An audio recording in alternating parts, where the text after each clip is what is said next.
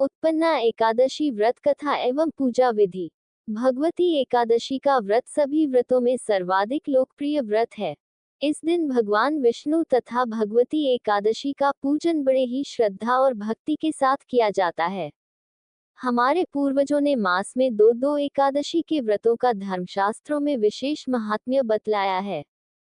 भगवती एकादशी का व्रत महीने में 2 बार आती है। एक कृष्ण एकादशी और दूसरी शुक्ल एकादशी। दोनों एकादशी व्रत के करने से समान फल मिलता है। जिस प्रकार शिव और विष्णु दोनों आराध्य देवता हैं, उसी प्रकार महीने के दोनों पक्षों की ये दोनों एकादशियां समान फलदायिनी हैं। विशेषता केवल यही है कि पुत्रवान गृहस्थ के लिए शुक्ल एकादशी तथा वनस्थ सन्यासी तथा विधवा स्त्रियों के लिए कृष्ण एकादशी का विशेष फल है। मार्गशीर्ष कृष्ण पक्ष की एकादशी तिथि को प्रातःकाल उठकर स्नानादि नित्यकर्म से निवृत्त होकर एकादशी व्रत का संकल्प ग्रहण करें। इस दिन को सदाचार, परोपकार, भगवत चिंतन अथवा सद्ग्रंथों के स्वाध्याय में लगावे तो अच्छा है। चोर, पतित, पाखंडी, दुराचारी आदि से संपर्क न रखें।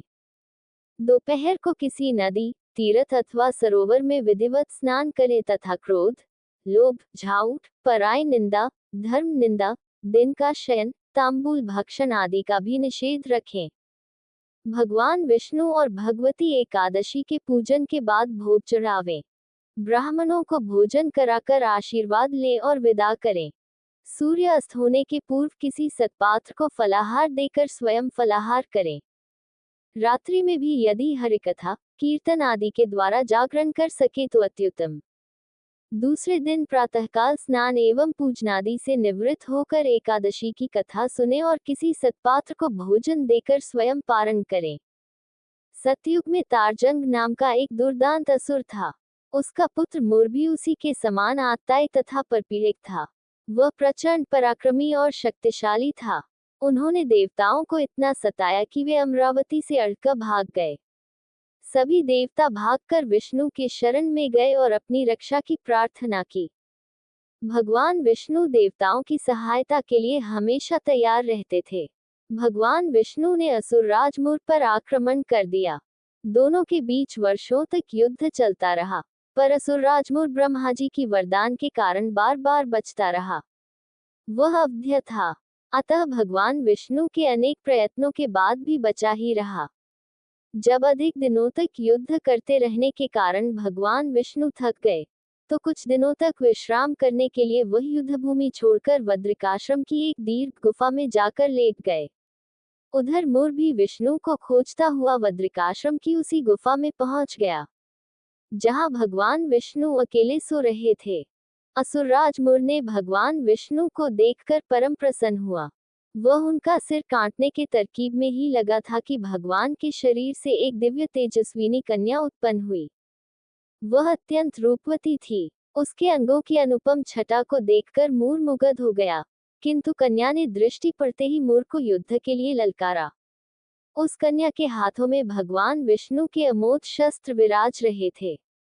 वह कोई साधारण कन्या नहीं, प्रत्युत भगवान विष्णु की शक्ति ही थी। गुफा में दोनों के बीच घनघोर युद्ध हुआ। थोड़ी ही देर में उस तेजस्विनी कन्या ने मुर का काम तमाम कर दिया।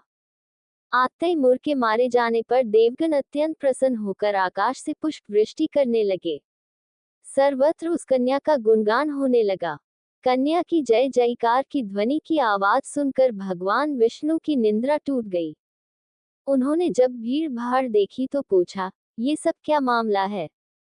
तब देवताओं ने उस देवी का परिचय देते हुए उसके द्वारा आत्ताई और अवध्य मुर के अवसान की दुखदायी कथा कह सुनाई। भगवान विष्णु परम प्रसन्न हुए और उन्होंने उस कन्या से उसका परिचय पूछा। कन्या ने कहा, हे भगवान, मैं आपकी ही पुत्री हूँ और इस आत्ताई असुर का वध करने के लिए अवतीर्ण हुई हूँ। मेरा नाम एकादशी है। भगवान विष्णु उस परम दिव्य कन्या से बहुत प्रसन्न हुए और उन्होंने उससे कोई अभीष्ट वर मांगने को कहा। तब उस कन्या ने भगवान विष्णु से हाथ जोड़कर निवेदन किया, हे भगवान, यदि आप मुझा से प्रसन्न हैं, तो मुझे नित्य अपने शरण में रखें।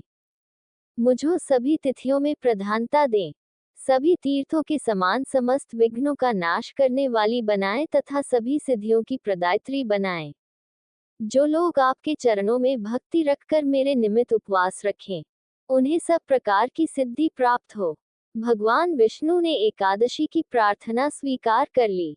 तभी से धरती पर इस व्रत की प्रतिष्ठा हुई। भगवान विष्णु के शरीर से भगवती एकादशी का जन्म मार्गशीर्ष कृष्ण एकादशी के दिन हुआ था।